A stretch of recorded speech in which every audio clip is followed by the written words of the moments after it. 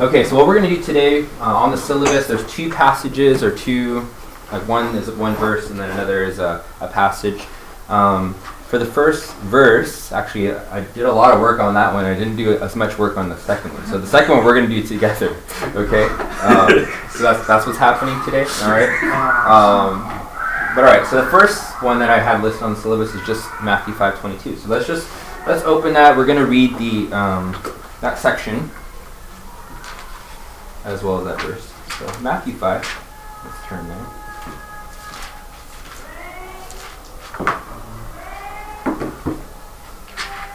So Matthew 5, and let's just go ahead and read from 21 through, we'll just do 21 through 26.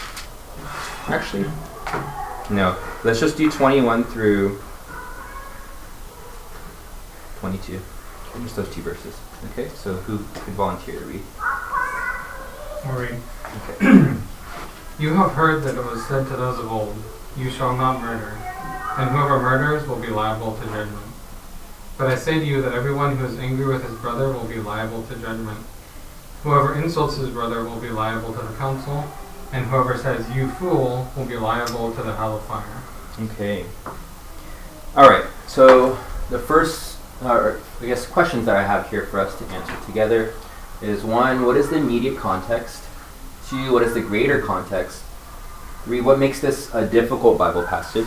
So if you've done any work in this one, then I would ask you to take off any, like I've worked through it, so I kind of know this, or this is how I've come to accept this passage. Kind of take that off for a second and let's be able to identify what makes it difficult. And four, what does raka, I just worded that weird. But what is raka and what is moros? Those are the two different words for fool that's used there. And we want to be able to look at its lexical range and biblical usage. Okay? So we'll start with the first question. What is the immediate context? So I'll give you guys just a second to look and try to answer. Immediate, I would say, is we're like microscope level. And then we can go to, what's the next level after microscope? What? Microscope versus light microscope? Yeah. I don't know. This would be like You guys know. Okay, so just very immediate. naked eye. Naked eye, yeah. Naked eye Yeah. is next, Yeah. maybe, and then telescope? No, not telescope. What would it be? Looking at big things probably. Big things. And a probably. macroscope. Yeah, start with microscope. Macroscope. I'm just distracting you guys now, so just go ahead. Go ahead. What's the immediate context? Let's be able to determine what is the greater teaching here.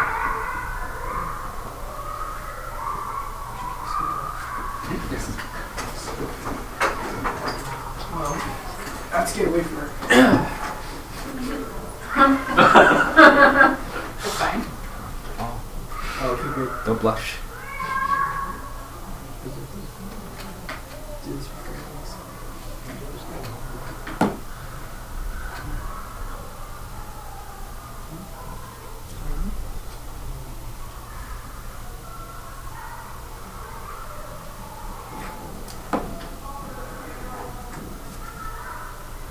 Okay, so when someone's ready, what are we looking at here in terms of immediate context? He's like comparing what the law says Okay, so and comparing what the law says. what the spiritual realities. Okay, The difference between what the law dictates and what the realities on the greater scale. okay, Something. okay. So I'll just kind of latch on to your first statement. You said he's reintroducing them to the law, like something that they were already familiar with. He's using that as kind of his opener. Here's what you already know, but I'm going to tell you something else. Okay. So what else about immediate context? It's Sermon on the Mount. Okay. So Sermon on the Mount. What's significant about Sermon on the Mount? It's like it's like first of all, it's like super famous for being like the sermon that Jesus gave. And it kind of like, besides like parables and miracles. If someone wanted to know, like, more about God, this was the sermon that Jesus gave that kind of would answer a lot of like the questions that people had, as opposed to like, you know, parallelism. Okay. So a lot of direct teaching here. Yeah, the one sermon to rule them all. Okay. So, and actually, just as a really maybe interesting tidbit, depending, some people do not actually think this is one long sermon. They actually do think this is a compilation. But even if it's compilation, Yeah. also the context is like about kingdom, because that's isn't that the context of the teaching of the sermon? I would say so. Yeah. I mean, all of Jesus' teachings really are kingdom related, right? Or like through the kingdom lenses, kingdom ethics, right? I'm actually going to touch on that later. So it's not so important, I think, whether to determine if this is one long sermon or not. I don't think that's that significant. But anyway, anything else about immediate context? He's contrasting like the scribes and the Pharisees, and he says that your righteousness has to exceed it, and he's comparing like what the law says versus like the heart intention. Okay. Or like he's saying that the judgment extends to like things that you've done inside your heart or things that you've thought. Okay. Good. Anything else? Good. I think you guys touched upon many good points here. What does Jesus mean by verse 17? How have you heard that? How have you learned verse 17? What does he mean? Do not think that I have come to abolish the law or the prophets. I have not come to abolish them, but to fulfill them. What's your guys' best interpretation of that? Abolish means to away. Fulfill means it's inclusive. So it's something including the law, but then it's beyond, like or beyond, not in a sense that you are adding to the law, but then what it intends is fulfilling. Good. Not abolishing means that you are doing away on a straight face, right? This is no longer. So he's saying that that's not the case. That's not what he's doing. But then he's fulfilling, which means that what you are keeping in face value, I'm fulfilling the real value of that. That's how I. Okay. Anyone else add to that? I think I take it to mean kind of like penal substitution, like the law is still like in effect, but I'm going to be the payment for the law. Okay. All right, that's interesting.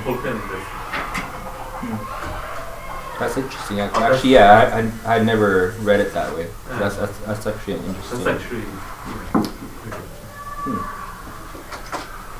What was the last part? That what he said? Yeah. He basically said he has. Why don't you just repeat yourself? Yeah. That's faster. So like the law is still in effect, but Jesus took the penalty, and I mean it doesn't say this here, but later we, as long as we believe in him, we kind of fulfill that penalty through Christ's sacrifice. It's an interesting connection. Fulfilling sense of pain. Yeah. Okay. There's some possibility there. Yeah. All right. So I think we have the immediate context. Greater context is like the Sermon on the Mount. Jesus, kind of as Gabriel touched upon, wanting to further instruct the people, a little more direct teaching. You can go even greater from there. Jesus' ministry. Why did he come? What was Jesus accomplishing by teaching the people? What was he trying to draw out of the people? What was he trying to expose them to? So, question number 3. What makes this a difficult Bible passage?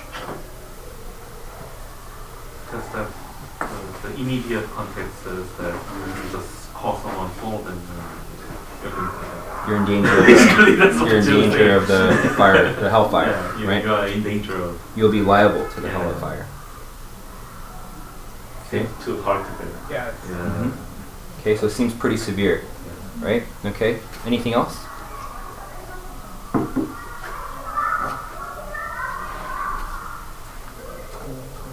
I guess maybe like if I'm trying to talk about this with a non-believer, they might be like, "What is the difference between judgment and the council and hellfire?" Yeah. Yeah.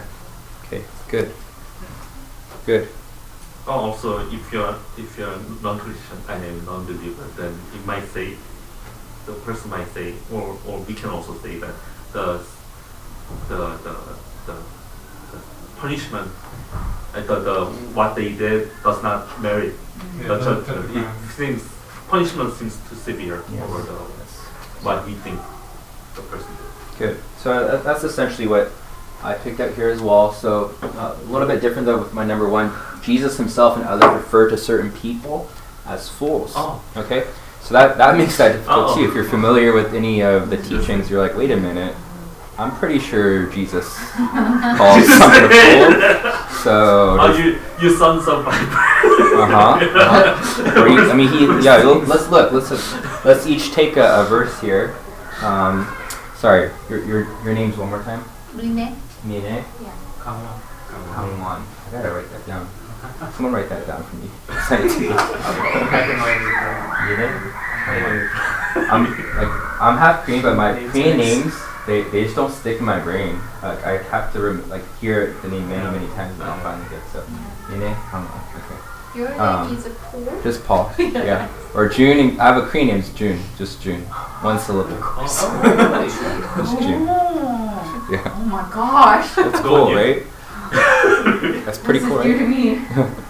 One syllable Korean name. All right. So could I ask you guys to look up Isaiah 32:6, and then Casey, Proverbs 10:23, Joseph, Proverbs 17:7, Gabriel 23:17.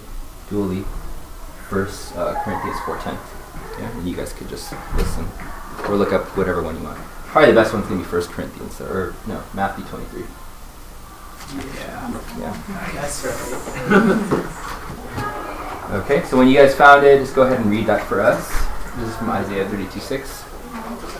Who first speak to me their hearts opened on evil, they practice ungodliness and spare error concerning the Lord. The hungry they live empty, and from the thirsty they withhold water. Okay, so in there, if you didn't catch it, it's referring to the people as fools, essentially. Okay, so just simple as that. Casey? Doing wrong is like a joke to a fool, but wisdom is pleasure to a man of understanding.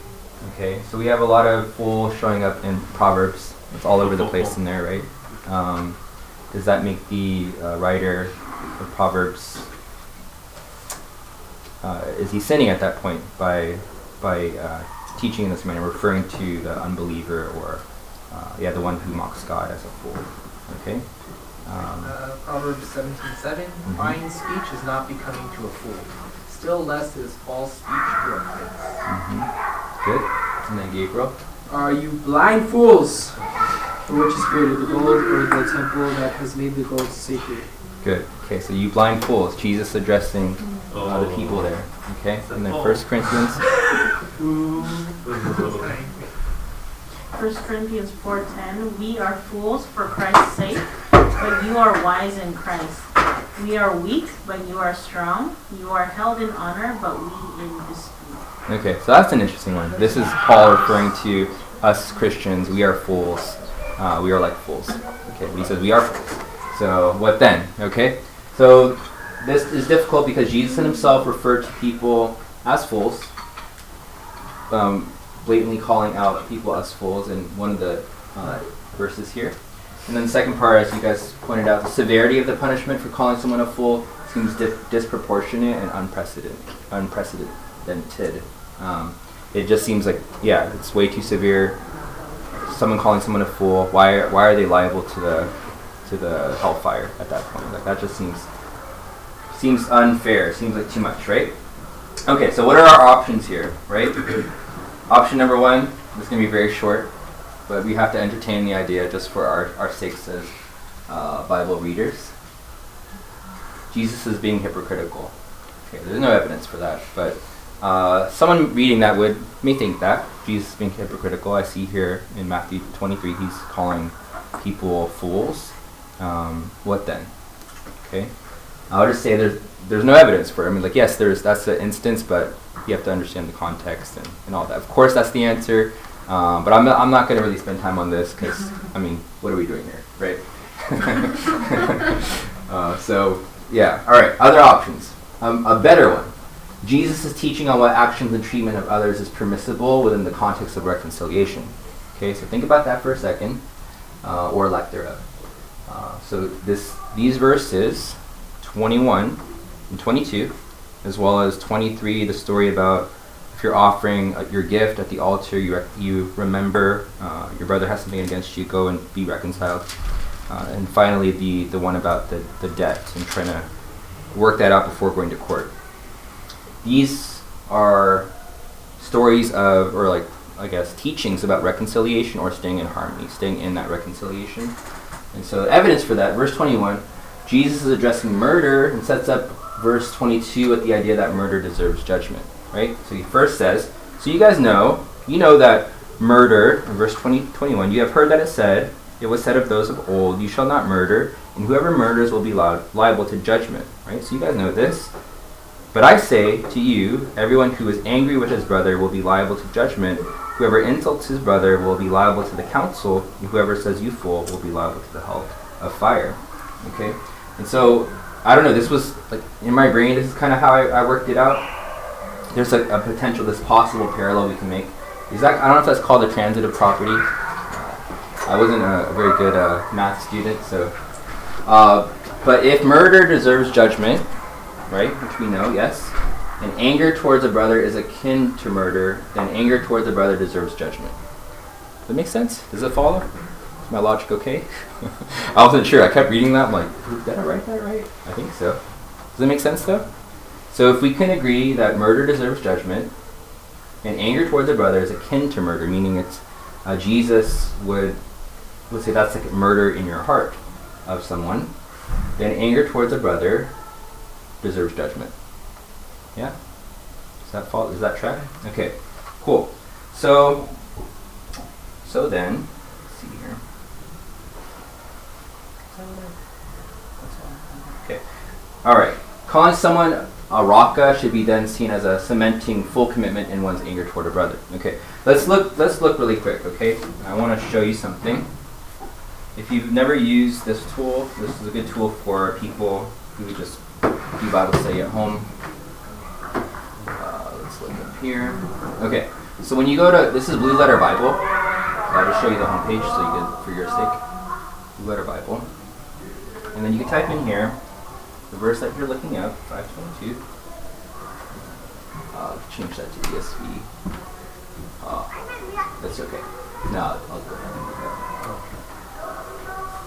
Okay, so from here, Matthew 22, turn this to ESV, or your preferred version. And then here, there's a little tools button. This is a little small, huh? Tools.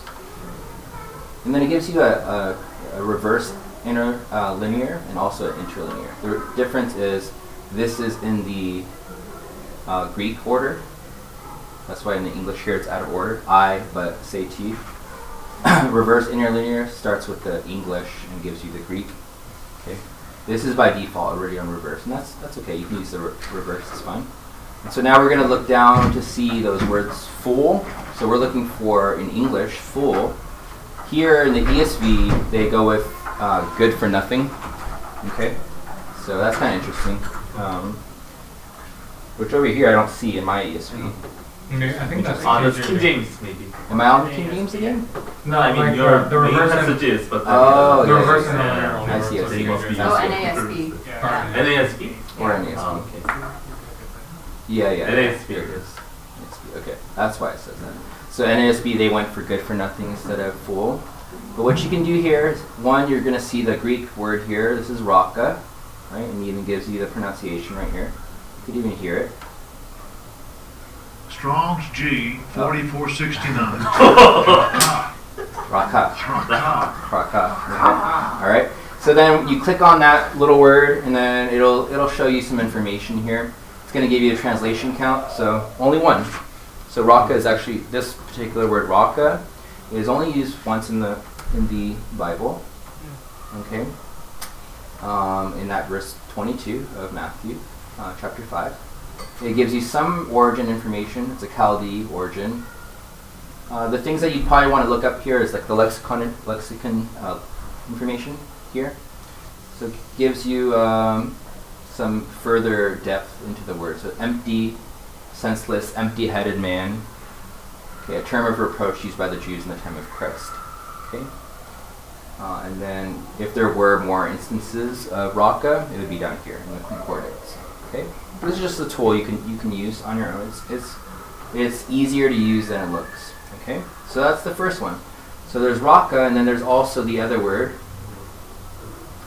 which is here. So just you full, right? And that's maros or moros, depending how you pronounce your Greek oaths, basically. Okay. Outline of biblical usage: foolish, impious, godless. Strong's says it's like you're dull, stupid, heedless. In a moral sense, you're a blockhead. So you're morally a blockhead. No. Okay. No. And then lexicon information gives you some other small nuances in the different verses here. Okay. And then this is the outline of all the other places where you're going to be able to find that maros, that fool. What does that word sound like, by the way? Moros. Yeah, or morose, yeah, but yeah, it's where we get the word moron. So the root for moron is moros. That's how we got the English word moron. So fancy. So, morose. So that was really fancy. You have to calling people morons. Yeah. So Morons. my question was.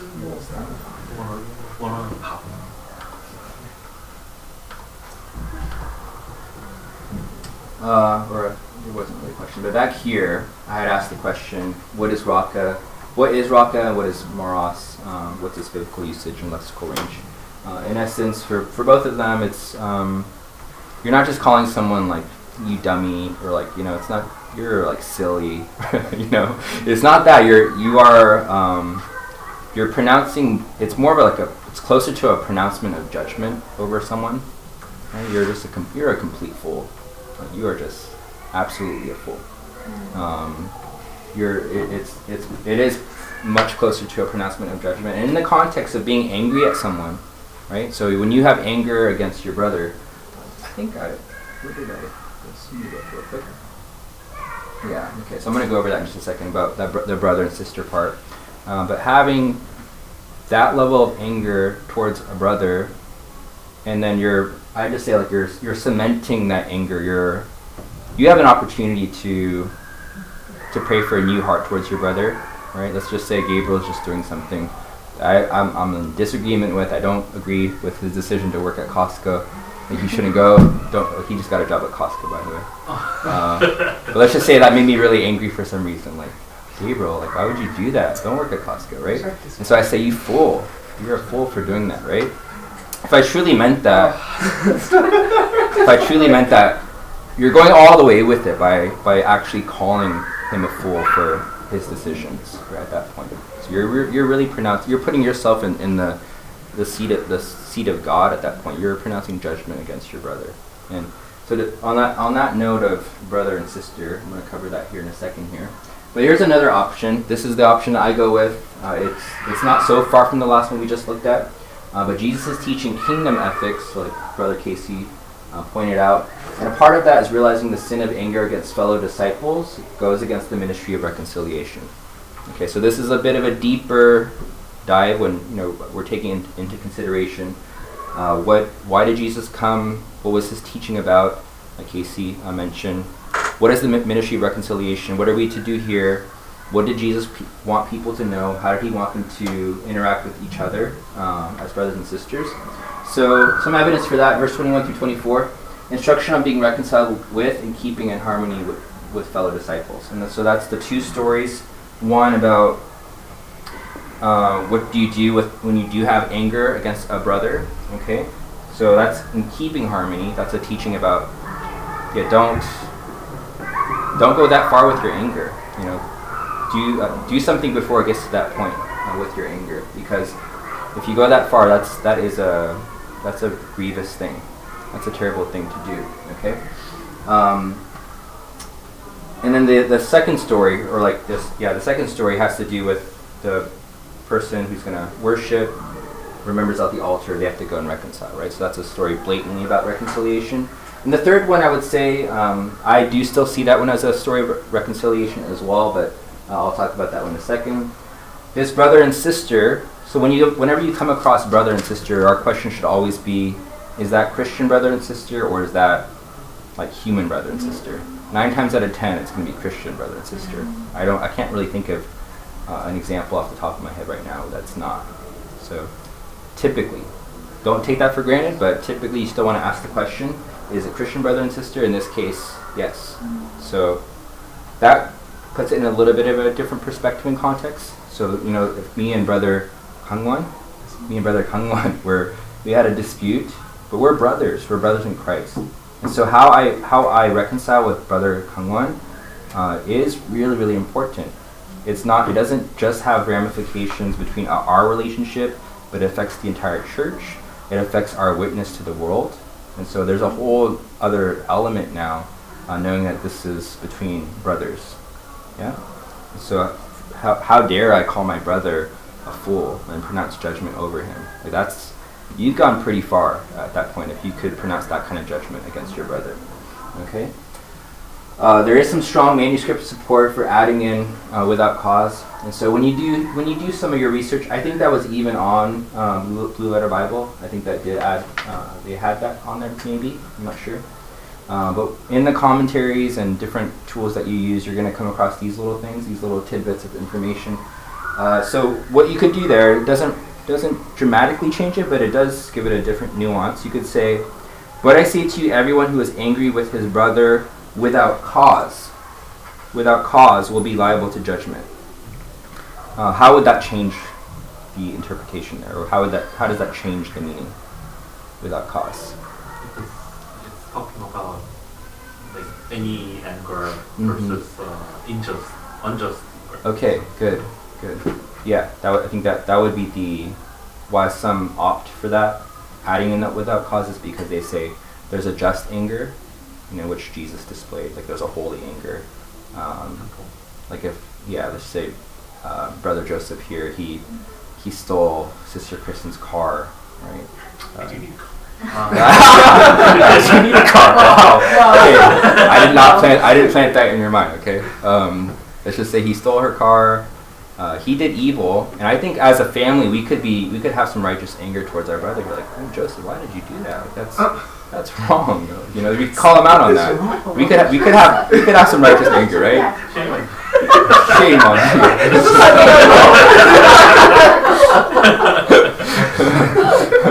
So we could have righteous anger, and obviously righteous anger pertains to things that are much more serious, right? I mean, car theft's pretty serious, but still. So yeah, just like Brother Casey said, adding in the without cause changes it in terms of making it about this is not a holy anger. I'm angry at you for something I really shouldn't be angry at you about. Okay. So that's just some manuscripts. They do have support for that. That means that it has showed up in some manuscripts, and what Bible translators do when they're looking at, well, this many manuscripts have it, this many don't, they typically will go with the majority, or they'll go with the manuscripts that are a little bit, I wouldn't say more reputable, but the ones that have more agreement.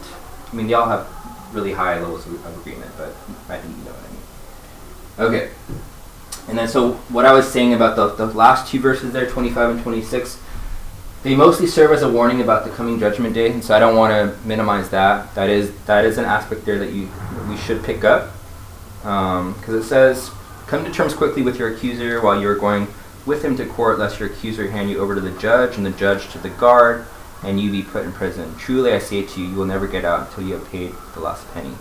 There is very heavy judgment day overtones here, and so we should be able to pick those up. But in the context of these other two examples, I still see the thread of reconciliation here. Like, someone's accusing me. I have a chance right now to settle this outside of court. You know, and it's not like I want to minimize my losses. It's not that kind of hard. It's just I want to just whatever can be settled. Let's just settle it. Like, I might be right, and I could fight for my own personal justice, but the better thing in this case may be that I just settle this matter quickly. Does that make sense? Yeah. Okay. All right. So those were our three options. Any questions, comments about that? Does that help? Is that a helpful thing? Yeah. Okay. Yeah. Casey and John. I have like one comment. Yeah. I also think sometimes. I mean, I also think this way sometimes. So I don't know if this is right. But then, so if you, I mean, it says not. You are not. It doesn't say you will be judged. Right? It says that you are liable to judgment. Sure. So liability doesn't mean that you will be judged. Right. That you are in danger of being judged. Right. So which means which are different things. Yeah. Let's look at that real quick, just since you mentioned it. I think that also supports kind of, I guess, just anger, unjust anger. If it was unjust, then Guilty enough. Yeah. So NSAB says guilty enough. Let's see. There's 5 usages in danger of, 4 for guilty of, and 1 subject to. So you don't want, when you look at this is just helpful to know. You don't want to say, well, the most is in danger of, so I pick in danger of. no. You can kind of, I think what's the saying, hedge your bets, like when you're doing translation. You can kind of do that, but you don't want to just glue yourself to that idea. This is the outline. To bound under obligation, so you're obligated to the fires of hell. You're subject to the fires of hell. This is kind of the range here, and there's some more notes here. So I think we want to have the range in mind. Yeah. It seems, actually mean a little bit more than just the simple word of liability. Because the other translations also all translated as in danger of or liable. Yeah. So Right. I guess the context is correct from this. Sure. The cover, but Mhm. I mean that's what it seems. Yes. So that kind of supports that. And then one more thing I saw was that when you hear if you think about the people who are listening to this, and then you have this connection between the murder and anger, I think the first thing that comes to my mind is the Cain and Abel. Yeah. Because that's the first murder, and that was caused by anger leading to murder. So I think that could be what Jesus is also trying to point out here, not the outcome, but then the what source that action. So you call in the legal sense, in the law, you are only judged based on the outcome, but then in the kingdom of heaven, what is really counted as sin is not just that. It's the source. It's what instigated that in the beginning, your heart. And then also when I looked up raka, it also means fall, but then it has here saying that it's a term of pronouncement of dissociation or something. Yes. So that means you do this kind of calling someone fall in a ritualistic sense, then you are answerable to Sanhedrin, saying that if your claims were valid or not. But then if you are just saying in the kingdom of heaven, even just calling someone you fall, if it's unjust, if that person was not really fall, then you will be liable to. So I think it's talking about that kind of making that kind of pattern of things. Sure. Yeah. Good. Very good. Just to reiterate, the parable, well, not the parable, what am I trying to say? The Sermon on the Mount Jesus is teaching kingdom ethics here, right? A lot of it. What do we do with adultery, lust, divorce, oaths, retaliation, loving our enemies, giving to the needy? These are kingdom ethics, right? And a part of, how this plays into that is, again, like how you mentioned, the 10 Commandments, right? But now I'm teaching you how to be a kingdom citizen whose actions are not only pure, but whose heart is pure as well. Okay, cool. All right, so we're going to open up to Judges. Okay, we'll spend roughly 10 minutes on this. Okay, so this is a familiar story. I don't think this one's that difficult, so I think it's okay that you guys are just doing this blind. You'll be very familiar with the story, and even pretty familiar maybe with how to treat it. Intentionally. Yeah. Yes. Judges 6. 36. Yeah. Okay. Yeah. Was that a sigh of relief? You know what? Possibly. Okay. Let's read this one together. All right. Let's have starting from John here. Read 36. Then Gideon said to God, "If you will save Israel by my hand, as you have said."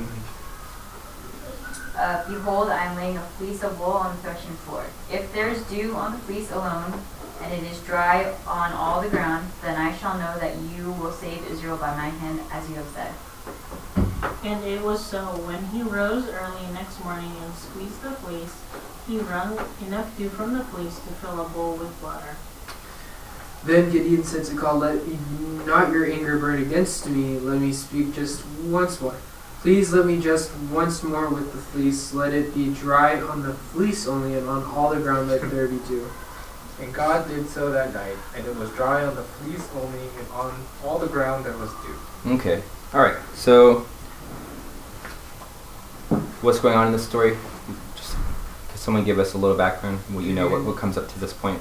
Like the Midianites were attacking or like harassing Israel, and God called Gideon to deal with the Midianites, but Gideon is like super shy and like not confident in himself. How do you know he's super shy and not confident?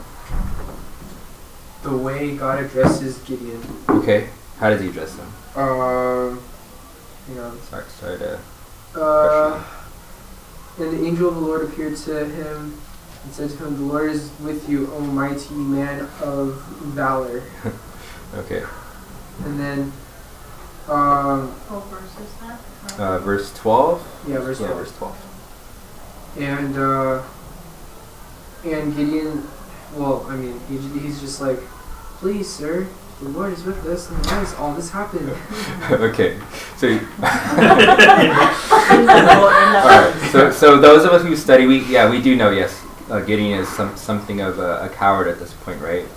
But just, what's our evidence, though? Just really quick. What else do we have? Like, other than reading that tone into it, what's our actual evidence here? Verse 15 he also says, "Please, Lord, how can I save Israel? Behold, my clan Good. is the weakest in Manasseh, and I am the least in Okay, the fathers." good. Okay, so that's some good evidence here. He says his clan is the weakest in Manasseh, and he is the least in his father's household. He's the weak of the weak. That's what he's saying.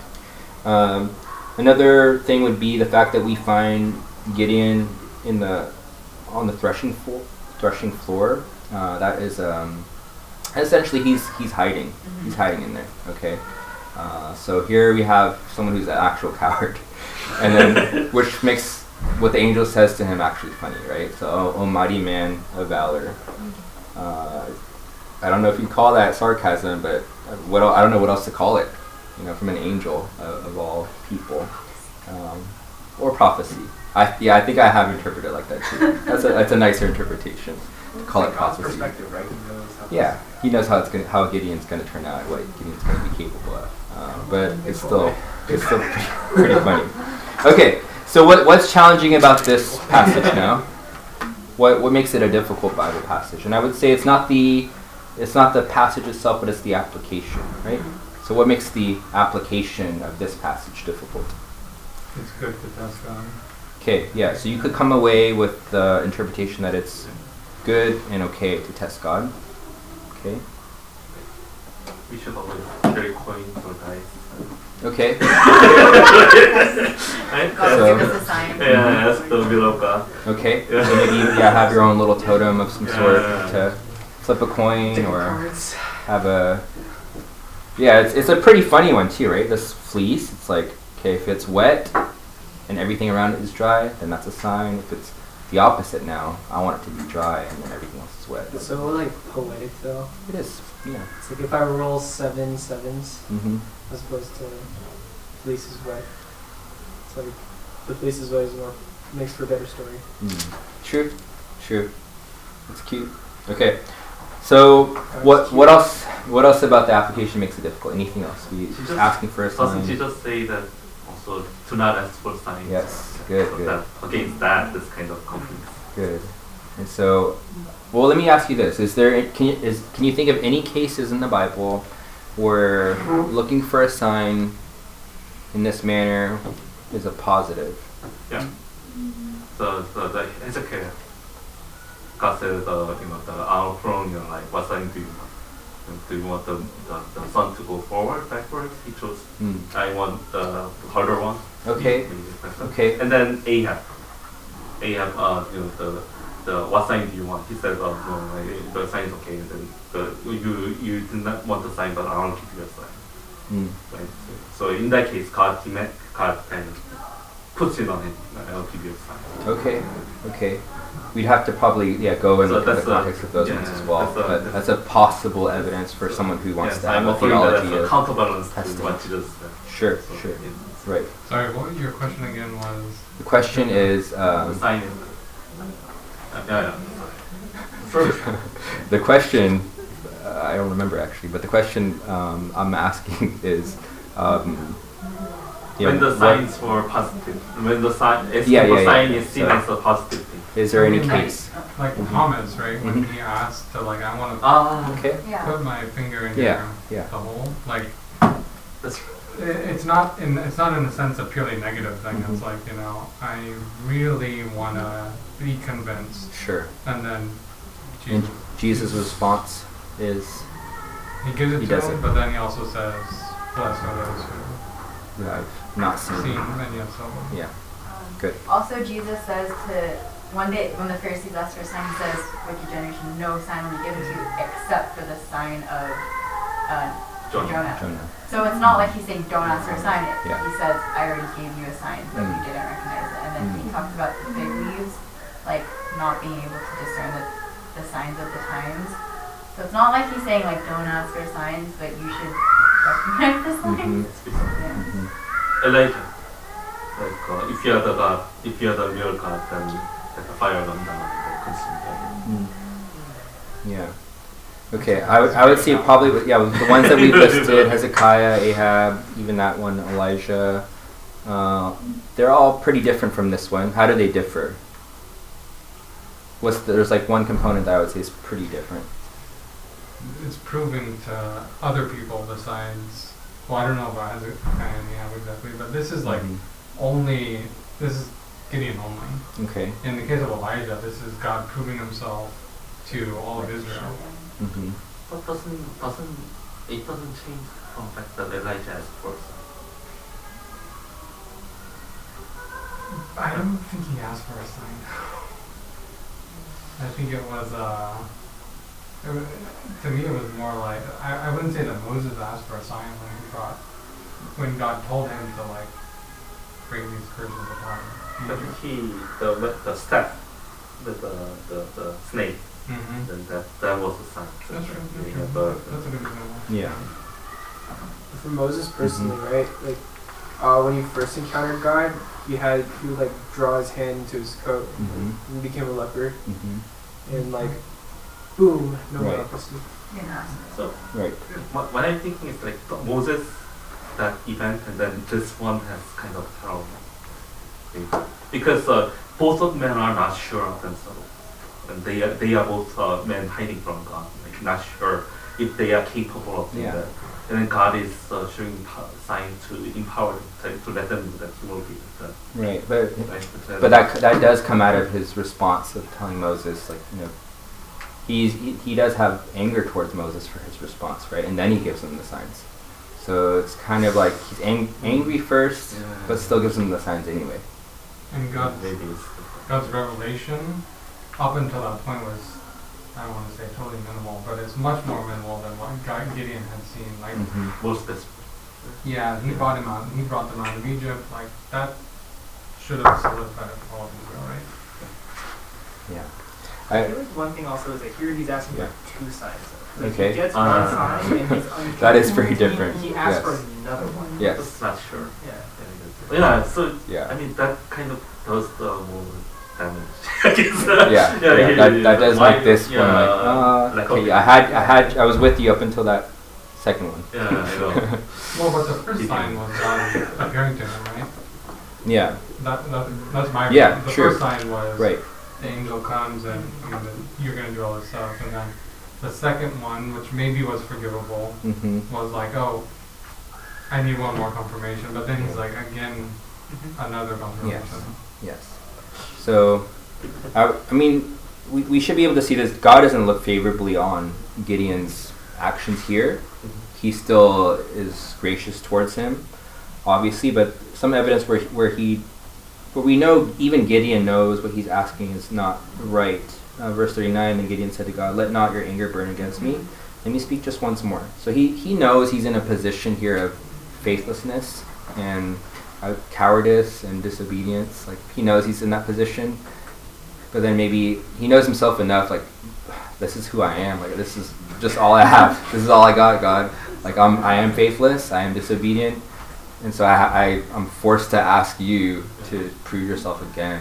So I guess this is not necessarily prescriptive passage Yes. saying like we should do likewise. Yes. But I guess that's God always Yes. twice. But like maybe this just shows the weakness of the people, like even the judges of God, right? And then how the kind of shows the real life, like interaction with God, like grace of God. Yeah. Connection. Yeah.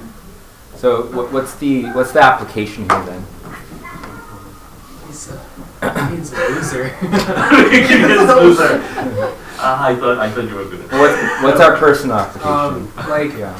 Well, like, seriously though, like, Yeah. from the perspective of, like, what you said about how, like, as a person who either identifies or knows himself well enough to expect his own cowardice, or, like, again, like, identifies himself as a coward, like, not that we are necessarily all cowards, but we all identify as, like, sinners, and we all, like, we are all sinners, and so we rely upon the grace of God to, I guess, redeem us and to build us up for His kingdom. Okay. So what you're saying is maybe the one, like, is that a redeeming factor that you're pointing out, or? I'm saying that. Yeah. No. Okay. So I'm saying that, like, there's very little redeemable about us except for, like, our obedience to what God has in store for us. Okay. And in the case of Gideon, as evidence, like, we can't accomplish much of anything on our own strength. Okay. Good. Thank you. Someone else like to add? What's our personal application reading this story? Well, I'll just ask it like this, okay? Because someone's going to ask you maybe one day, is it okay? Is it okay for me to test God in this way? What's your best answer to that question? Is it okay for me to test God in this way?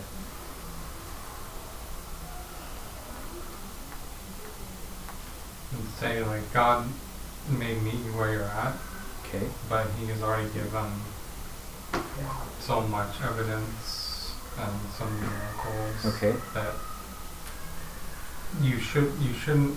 God doesn't want you to be at a place where you need, like, that you need these miracles or whatever you're praying for. Okay. to trust him and believe him. Okay. You can also make an argument that at the point of Gideon's time, God has already performed miracles. So that Abraham, Israel, even Moses, Absolutely. Israelites, 40 years in the desert, everything, right? So, Sure. so after that, should you really test God in this way? So, yeah, I don't think Yeah. maybe in this kind of dire situations, maybe it's okay. Sure. Okay. Because the where you are not, God is not dire, but then you are dire in dire situation. Maybe God will have grace Okay. to show you. But I guess I was kind of waiting for that answer. I think what you're saying is if someone asks ahead of time or if they had already done that, I think it's okay to point out this what you did. I don't think God is pleased with, but God was gracious enough to answer you, right? I believe God does that with us a lot. Like, there's so many things that we're ignorant of and how to follow the Lord, and so we do wrong to the Lord and unaware, like we're unaware of that wrong, or we're aware but incapable of walking in righteousness and walking by the Spirit in that particular area, and it's wrong. But so you can point out that it's wrong. What you did was wrong. It's dishonoring to the Lord. However, God was gracious to you and He answered. So it's not something to pick up as a habit. Not something to continue to do. Not something prescribed anywhere in the Bible. Yeah. I would ask them, if they're asking me that question, Mhm. is it okay to kind of test God? I would ask them if they've seen like miracles that God has done in their life, like maybe from previous years or maybe, the last month or whatever. I would ask them, if you really understood that that was a miracle in your life that God did, maybe just fall back on those times when God pulled you through out of those other, trials or tribulations that you were going through previously, and you saw God working, or you saw that God really did like a awesome miracle in you, and He pulled you through. And it's okay. I would say it's okay to test God, but at the same time, I think I would emphasize fall back on those times where you saw God working and you saw God doing those miracles in your life, and just think about those times. And if you know, oh wow, God really helped me through that hard time, and He will every time help you again through other trials. So. Thank you. Yeah, I like what you said about being able to remember what God has done. 'Cause I think throughout the Old Testament, it's often God hearkening back His people to, I brought you guys out of Egypt, I brought you out of slavery, I brought you through the Red Sea, right? And it's typically is that one, because that's a huge deal for the people of Israel. It should be, and that should be enough for the people of Israel to be yeah, we have to obey the Lord. He saved us, He brought us out of slavery, He has brought us into the promised land. That's not something normal. And so remembrance is very important. Good. Okay, anything else in closing? Okay, did you guys do your homework? What was the homework? Find a difficult Bible passage. You guys did? Wow. I'm so happy. Yeah. Okay, so what do we got? Who's first? I'll go. Okay, John. It's kind of long, but Acts 8, 9 through 24. Wow, nice one. Sorry, what? Acts 8? 9, Acts 8, 9 through 24. Several questions. 8, 9 through 24. So we're looking at Simon the magician.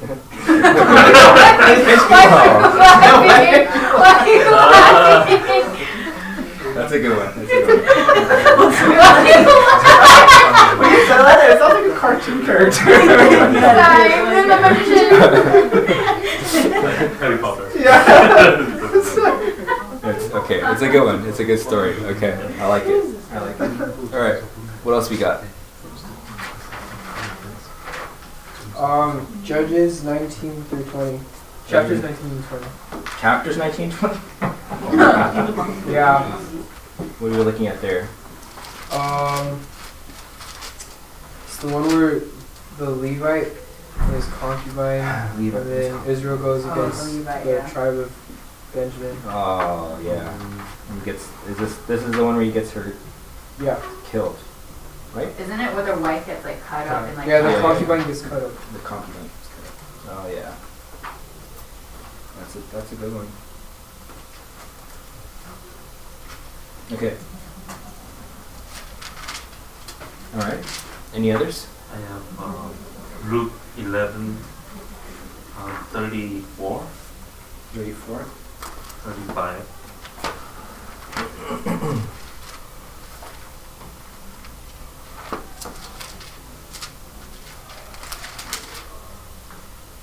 um, 34 and 35? yeah, Okay. So your eye is a lamp. This one? yeah. Okay. Light 34 through 36? Yeah. 34. Okay. Alright. Anyone else? 1 Corinthians 14, 20 to 25. Why are you laughing? Why? Why are you laughing? You would pick this one. Why? What does that mean? First Corinthians. I wrote down 3, okay, just in case. Wait, which one was that? It's like First tongues Corinthians. and prophecy and. Oh. Really? Yeah, you would pick that one. Why? Dude, we like talked about it during Struggles with- consent. Okay. Dude, All right. what is it? Someone asked that question during consent. I was like, yo, Chris would totally ask this question. It's good. Okay. Any else? Matthew 5:38, you have heard that it was said, eyes for eyes and tooth for tooth. Yeah, I want to know that how to fight other with good. Okay. 538, right? Retaliation. Okay. Good.